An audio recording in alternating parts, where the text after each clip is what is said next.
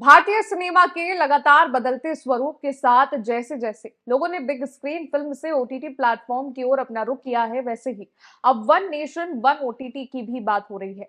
One nation one OTT एक ऐसा संकल्प है जो क्षेत्रीय प्रतिभाओं को बढ़ावा देने के लिए एक बड़ा कदम है। इस कदम पर फ्रेजाइट मीडिया, जो कि ओटीटी चैनल है, वो एक बड़े बदलाव की ओर आगे बढ़ रहा है। 169 देशों में फैला ये ओटीटी नेटवर्क, जो 500 से भी ज्यादा भाषा में अपने कंटेंट को परोस रहा है, अब क्षेत्रीय लोगों के साथ आगे बढ़ने की तैयारी कर रहा है। इस पर जानकारी देने के लिए फ्रेजाइट मीडिया ने राणा प्रताप मार्ग लखनऊ पर एक निजी होटल में प्रेस कॉन्फ्रेंस की, जहां फ्रेजाइट मीडिया की सीईओ नेहा सिंह और शहर के तमाम कलाकार जैसे कि जिया खान, अनिल रस्तोगी और अनीता सहगल भी मौजूद रहे। प्रेजाइट मीडिया की सीईओ निशा सिंह ने यह भी बताया कि कोई भी कलाकार, टेक्नीशियन अपनी शॉर्ट वीडियो, अपने कंटेंट को उन्हें भेज सकता है, जिन्हें उनके ओटीटी प्लेटफॉर्म पर लाया जाएगा। रॉ चीजें लोगों तक पहुंचाई जाएंगी जो अनफिल्टर्ड होंगी। सुनिए। नमस्कार, मैं हूं यशस्वी पाठक और आप देख रहे हैं आज की खबर। इस दौर में जहां वक्त की कमी है, इस दौर में जहां कंटेंट को लेकर के लोग परेशान होते हैं, इस दौर में जहां ओटीटी धमाल मचा रहा है, इसी श्रेणी में अब ओटीटी प्लेटफॉर्म लेकर के आ गई हैं नेहा सिंह भी। वो कंटेंट जो आपको देखना पसंद है, वो कंटेंट जो ज़मीन से जुड़े हुए हैं, वो कंटेंट जो ज़िंदगी की सच्चाई दिखाने की कोशिश करते हैं। बात कर रहे हैं ओटीटी प्लेटफॉर्म फ्राइजाइट की। फ्राइजाइट नेहा, मैं हमेशा ये कहती हूँ कि इस वक्त बहुत भीड़ है हर फर्टिनिटी में, चाहे ओटीटी की बात करते हैं, चाहे बॉलीवुड इंडस्ट्री की बात करते हैं या साउथ की बात करते हैं, लेकिन इसमें ओटीटी ने एक अलग पहचान बनाई है। फ्राइजाइट क्या कुछ अलग जनता को परोस रहा है? फ्राइजाइड सबसे पहले तो जितने भी हमारे क्षेत्रीय कलाकार हैं उनके लिए एक नया स्कोप लेकर आया है, एक नया प्लेटफॉर्म लेकर आया है। साथ ही साथ जो भी हमारी मातृभाषा है, हम उसको ज़्यादा से ज़्यादा निकालने की कोशिश कर रहे हैं। जो भाषाएं दब चुकी हैं, जिसको लोग मेट्रो सिटीज़ में जाने के बाद भूल जाते हैं, उस भाषाओं को हम लेकर आ रहे हैं। जो भी टैलेंट है उसको हम एक नया किरदार निभाने का मौका दे रहे हैं। और सबसे ज़्यादा जो हमारी ओटीटी जानी जाती है वो short film, short web series, documentary और वीलॉग्स के लिए जानी जाती है।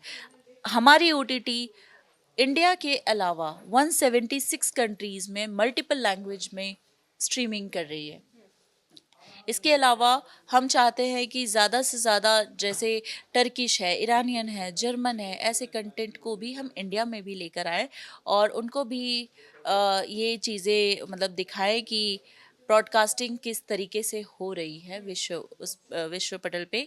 और हम चाहते हैं कि हमारी संस्कृतियों को भारत के अलावा अन्य देशों में भी देखा जाए।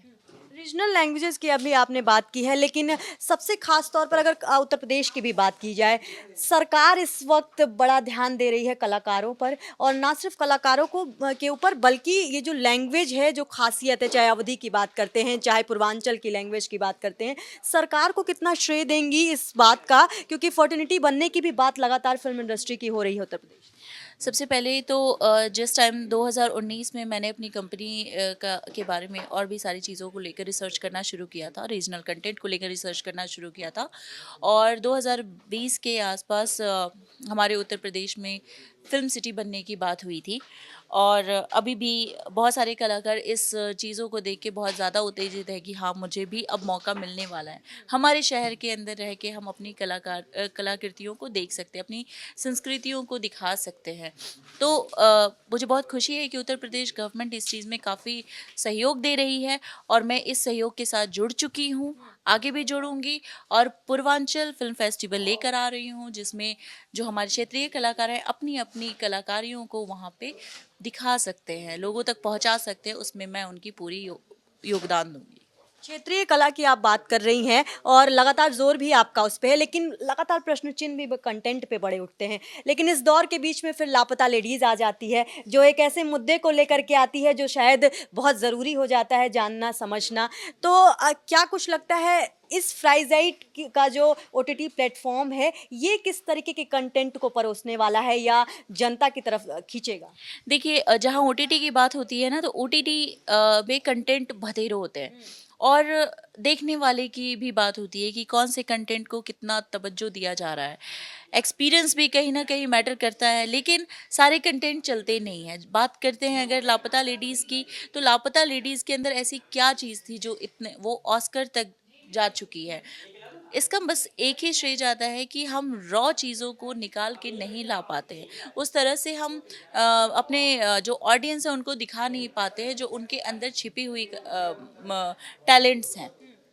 फ्राइज़ाइट मीडिया इसमें हेल्प करने जा रही है। पहले फ्राइज़ाइट मीडिया ज़्यादा प्रमोशन नहीं करती थी, ओटीटी पार्टनर बनती थी और चीज़ों को दिखाती थी, बट अब कलाकृतियों से और संस्कृतियों से फ्राइज़ाइट मीडिया जुड़ चुकी है और ऐसे कई लापता लेडीज़ को फ्राइज़ाइट मीडिया बाहर लेकर आएगी।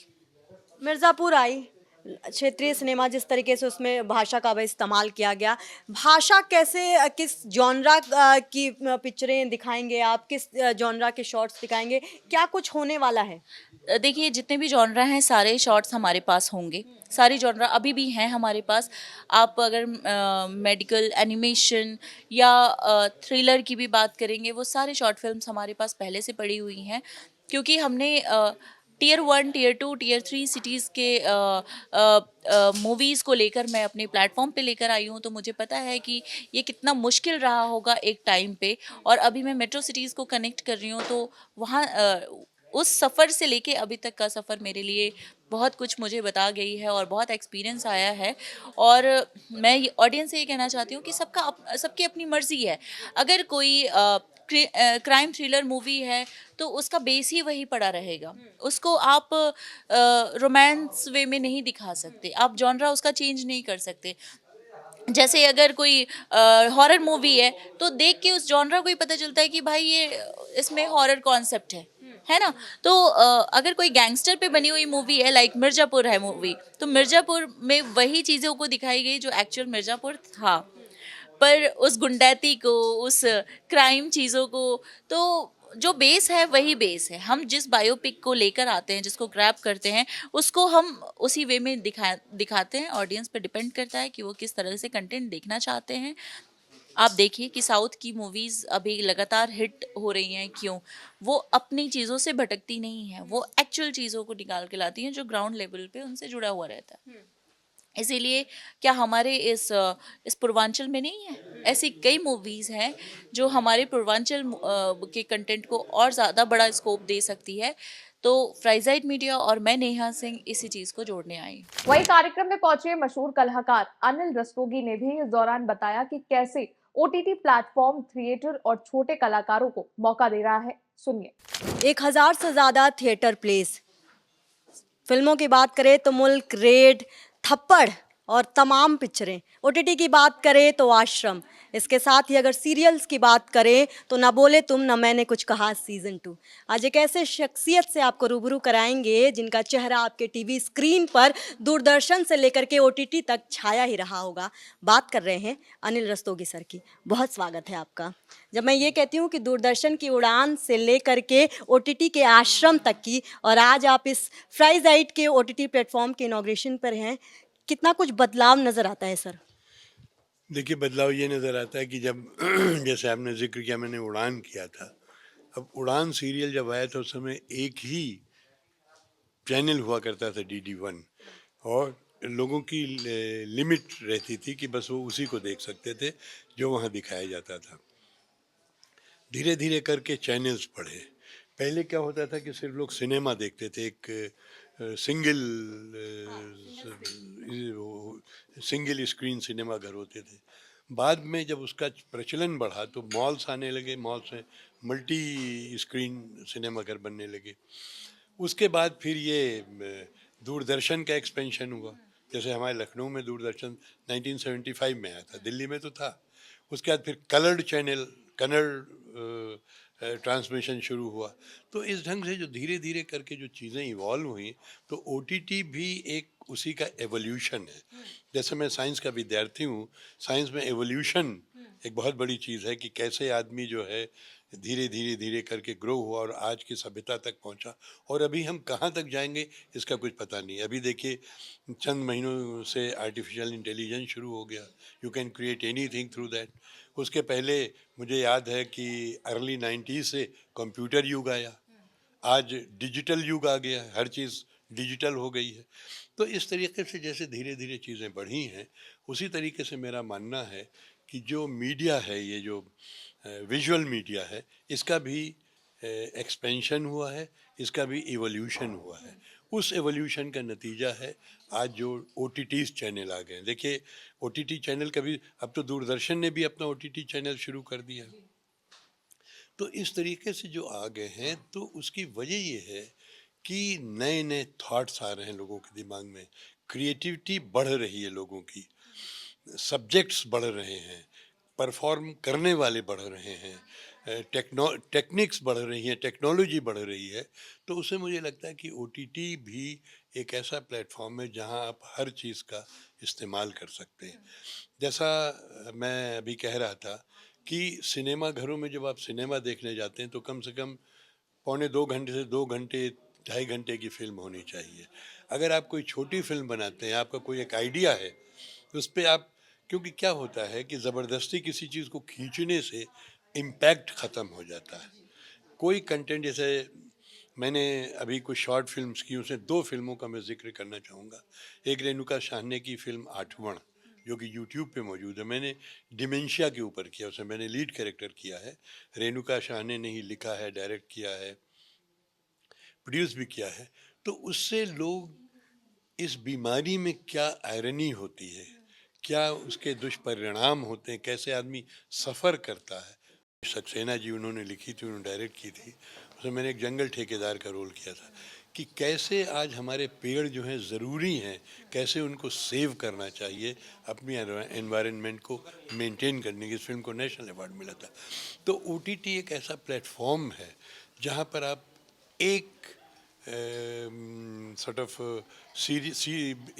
एक सीरीज़ का भी आप कंटेंट का भी काम बना सकते हैं, 10 एपिसोड्स का भी आप सीरियल बना सकते हैं, जिसमें आप 5 मिनट की फिल्म बना सकते हैं, आप 5 घंटे की भी फिल्म बना सकते हैं। Now that depends on your content.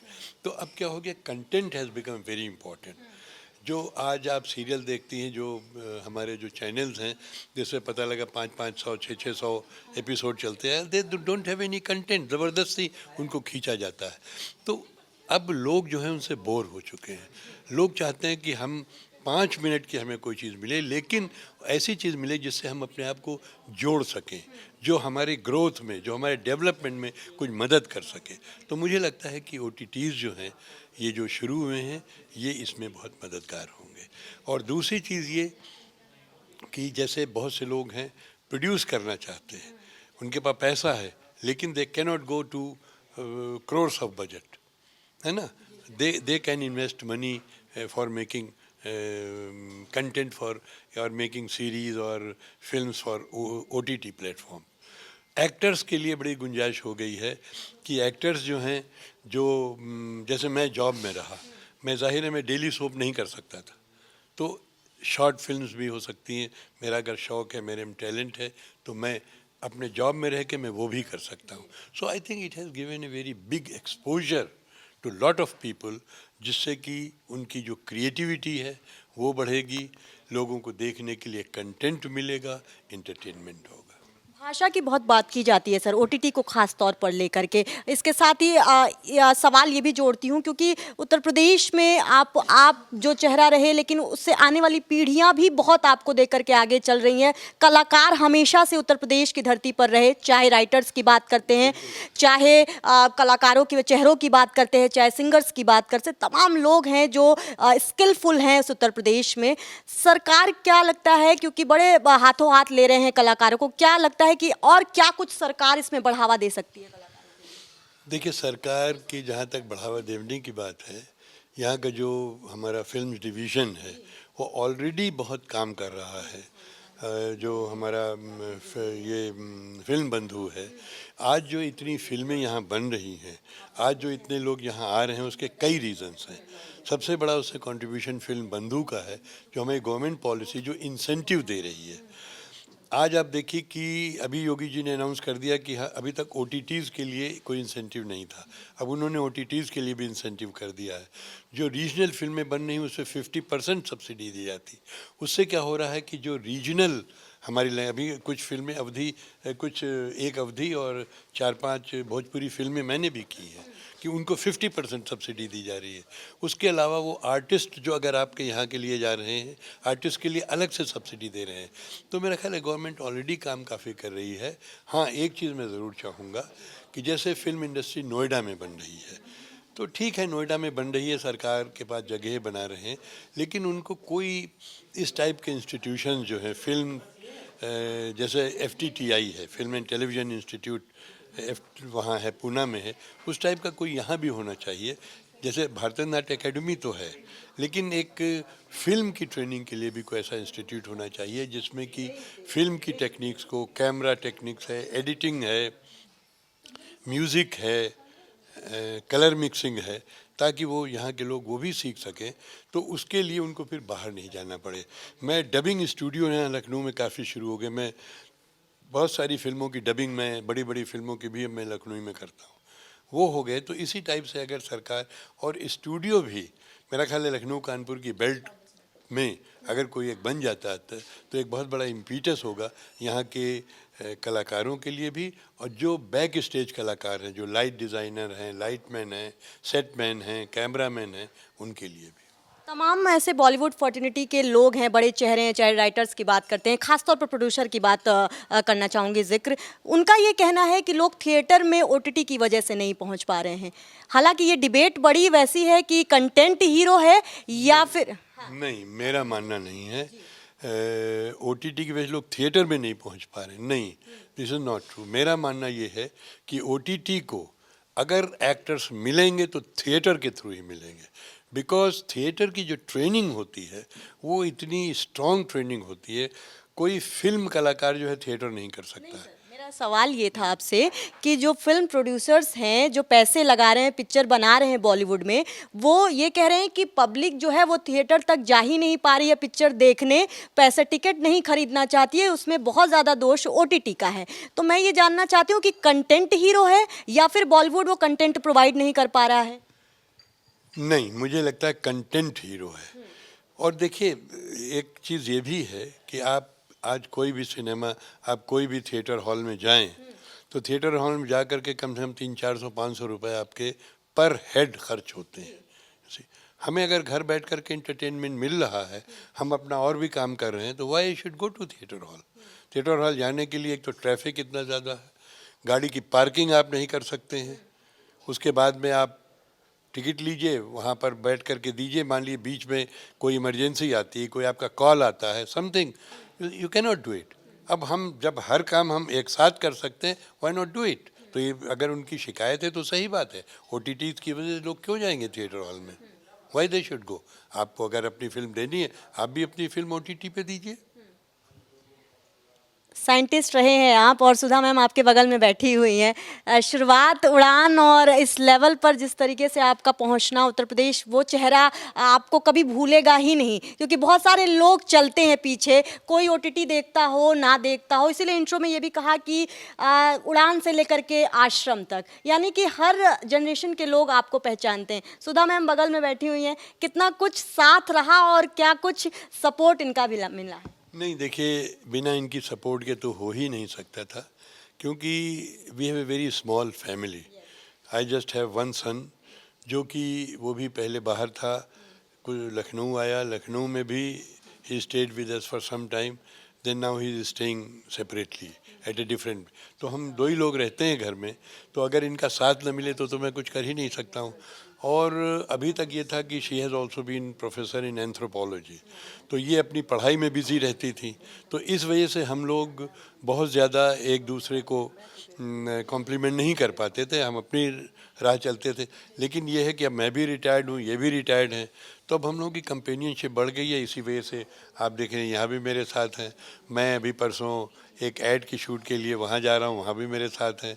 अभी मैं थिएटर करता हूँ रिहर्सल, वहाँ भी मेरे साथ रहती हैं। मैं कहीं शूट पे फिल्म की जाता हूँ, वहाँ मेरे साथ जाती हैं। एंड मोर ओवर, ये तो अभी की बात है, when we got married at a little early age, तो मैंने थिएटर, जॉब और शादी मेरी एक ही साल हुए 1962 में। It was very eventful year for me.